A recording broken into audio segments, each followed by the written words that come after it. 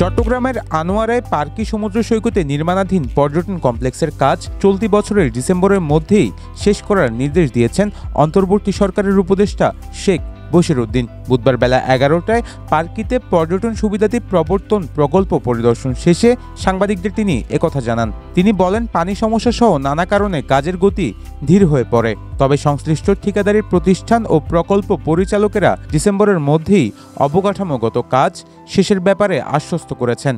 আমাদের এই ধীরগতির ব্যাপারটাকে সমন্বয় করার উদ্দেশ্যে আমরা সকল যারা কন্ট্রাক্টর আছেন, ঠিকাদার সকলের সাথে বসে আমরা একটা সময় নির্দিষ্ট করেছি যে ইনশাল্লাহ আমরা ডিসেম্বর মাসে এই কাজটা শেষ করতে চাই।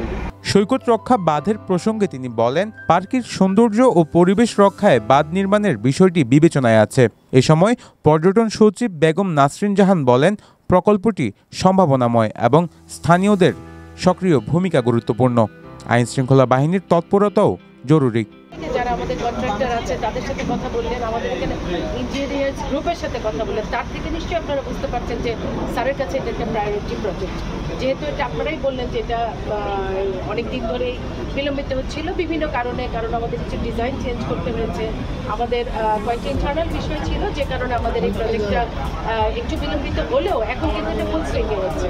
আমাদের প্রত্যেকটা কন্ট্রাক্টরের সাথে কথা বললে আমরা বুঝতে পারলাম যে তারাও কিন্তু খুবই যত্নশীল এবং স্যার যেভাবে ইনস্ট্রাকশন দিলেন সেটার থেকে আমরা আশা করছি যে আমাদের টার্গেট হচ্ছে ইনশাআল্লাহ এই বছর ডিসেম্বরে কাজগুলি শেষ হয়ে যাবে। পরিদর্শন শেষে উপদেষ্টা কমপ্লেক্সের সামনে বৃক্ষরোপণ করেন। এ সময় উপস্থিত ছিলেন পর্যটন কর্পোরেশনের চেয়ারম্যান সায়েমা শাহিন সুলতানা, প্রকল্প পরিচালক মাজিদুল রহমান, আনোয়ারা ইউএনও তাহমিনা আক্তার সহ সংশ্লিষ্ট ব্যক্তিরা। চট্টগ্রাম আনোয়ারা প্রতিনিধি মোহাম্মদ সোহেলের পাঠানো তথ্য ও ভিডিও চিত্রে নিউজ ডেস্ক, নিউজ টুডে।